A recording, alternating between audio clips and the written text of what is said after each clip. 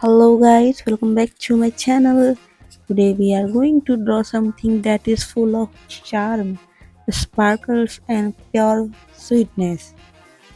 An adorable anime character drawing, and yes, it's going to be super easy. But before we begin, here's a tiny cute story for you. Okay, in a magical sketchbook lived a little anime girl named Ira. She had sparkling eyes, tiny blushy cheeks, and a heart full of dreams. But she felt incomplete because she was waiting for someone special to finish her story by drawing her. And guess what? Today you and I are going to bring Ira to life with our pencils and imaginations. So guys, grab your pen and pencil. Let's start creating an adorable anime character.